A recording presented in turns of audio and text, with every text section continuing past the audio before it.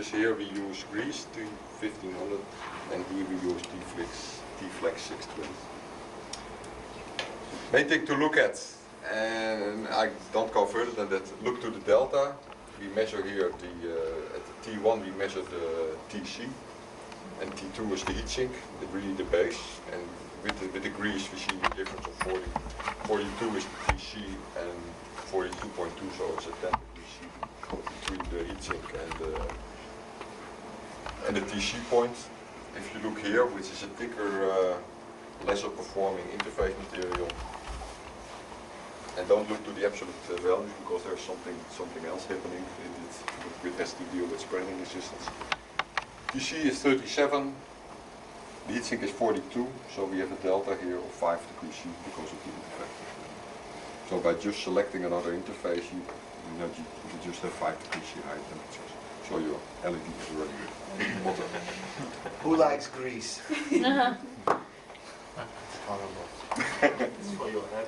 For temperature measurement, I just want to put it up. For temperature, every temperature sensor you measure the temperature of the sensor. And you try to measure the temperature of the point what you want to measure.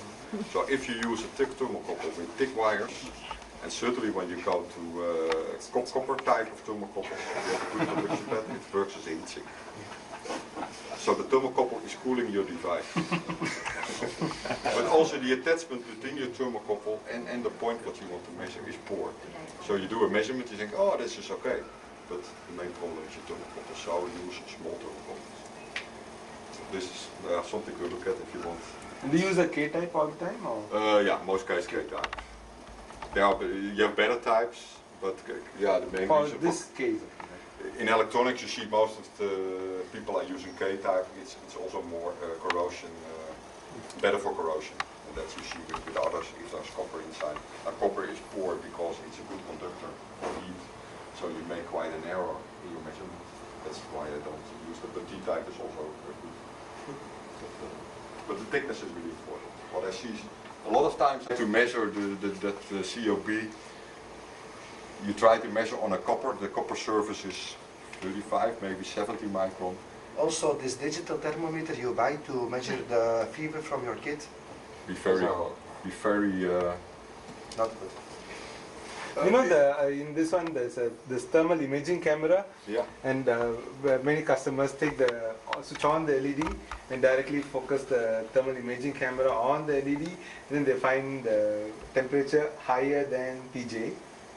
Oh yeah, but of course that happens because you measure more internally. Yeah, but it goes more than the junction. That is possible, yeah, because that is possible if you do the right correction. Because on most, certainly the white LEDs, you use phosphor. Phosphor, the translation from blue light to white light consumes energy. So it can be that the phosphor is hotter than the junction itself. That's why Philips did put the phosphor on the outside, and also I saw that Edison, the remote phosphor. Yeah. The benefit of that is that a part of your dissipation is further away from the junction. The good thing is the phosphor becomes lower in temperature, but also you have more surface area to dissipate. But that can be the reason, but it can be one. Most thermocouple, most infrared cameras are not really able to measure that kind of stuff. You really need a high-end camera. Something if you pay 5,000 euros, no way. But don't make it difficult. A reader costs really not too much. A few simple thermocouples. You put them on. Don't start soldering all that stuff up. We'll show you later. Just a little bit of Kapton tape, knip. No, just 1 second glue or so. Yeah. Or epoxy. Just put it on the TC and really put it good on the TC, not something somewhere else. Measure in the air, you then fixed. Then you have already quite a good idea. But also when you use Kapton tape, then if you have a thin thermocouple, you really can attach it. If you have a thick thermocouple, it will detach. So you want to look at thermal measurement.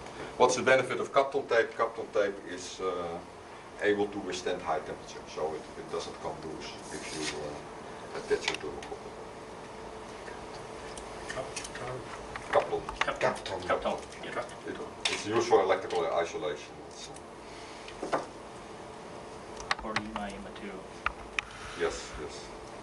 yeah, you can. Normally I do it by knife, just use a small thing. Easy. Sorry? You want a knife? No, but let's just. You're gonna do it by yourself? Well, you can do it. No, no, no. I thought High school, do it. Maybe high school, you know. Somebody who wants to do it. Yeah, give it a try. Yeah? It's a little bit more difficult than it looks. I will make some pieces. Because there, certainly when you use grease, there's always silicon. There's no alcohol here, I think. No? Probably it won't. Not yet. In your brain. I have this. But this is a quick. If you want to do it right, glue it. Tape is just a quick and dirty. Looks like a wire, but on the top there is a very tiny connection. connection. That's the thermocouple. That's the thermocouple. Yeah. And the easiest way is that you first glue it. You see a little bit where it's gonna hit the TC. You first glue it somewhere here with a piece of tape, not immediately on the TC. Yeah, you just have to attach it also. That you have to guide it. That you have some strain. I think there is still a piece of Kapton up there. Oh, you have a knife.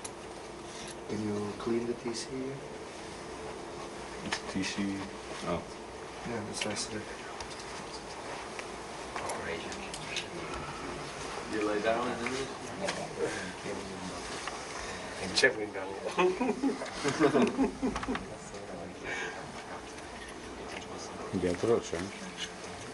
So he first puts his tape a little bit further away, just to keep the wire in place.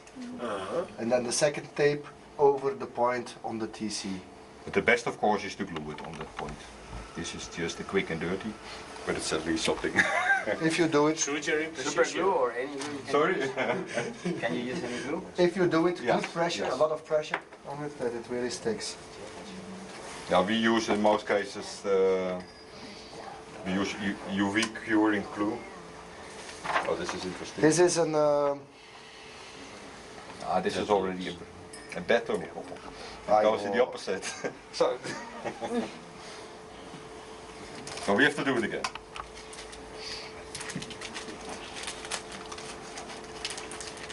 This is an Edilax 2200, I think. 22 watts, 2000 lumen. Electrical power 22.4 watts. And driven, in this case, at 700 milliamp at a voltage of about 32 according to the spec. We will see later how much it really is. But that's what the data says. And we cool it here with a Modulet 9980. So the RTH, what we say was around 1.02. So we're gonna see if we lie or not. We should have been testing in advance, you know. But it takes 1.5 hours. Okay. It takes 1.5 hours. Oh, yeah. But it's already a little bit hot, so you can have some impression. That's why we put the And lamps it's on not in hanging in advance. free air. Yeah, and it's not upside down. Normally, Well, that's the way we test. you have to test upside down. This is totally different. Koen, you can hold it. 1.5 It shouldn't be more than 70 degrees, so I can hold it. Yeah. Okay. Come on. Put it on. Show us how you can this.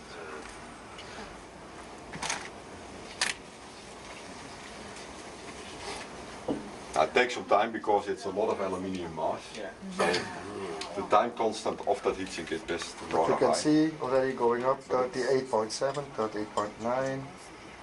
Have to spread around 39. all the aluminium base in Yeah, order yeah. to have the real temperature. Yeah, no, normally the temperatures like this with a natural convection heat sink, you have to wait at least 1.5 hours before it's stable, yeah. and then take your measurements. And then at least take 10 measurement samples and then average over it. Yeah, not only one measurement, Usually few you measure in measurements, and isolated chamber or No, we can do it be just in. open air. We do. It can be open air, but what I said, be aware of air conditioning, open Exactly. windows, open. We have air No conditioning. air circulation, right? Yeah, or maybe put a big box over it. Yeah, Something like that. carton box. Which is open at the bottom, but also at the top. That will help. But really, if you measure this, you need a box like. Yes, because you need to have a space Yeah. for the air. if we would wait long enough, which you're not gonna do today, What temperature approximately should we get here? 71. 50. We have electrical power around 22 watts. What is DC? Around 1. Heatsink is 1 degree Celsius per watt, 22 watts. Electrical, the room is 25. 25 plus 20, 45. 45. No, Not electrical. this is electrical power you talk about. You first have to think, they make light. So some part of the energy is going to light, around 20% goes to light approximately. So around 17 watts is dissipating. 17 times 1 is 17 degrees. 17 degrees plus 25, 42. But there is a little bit interface there.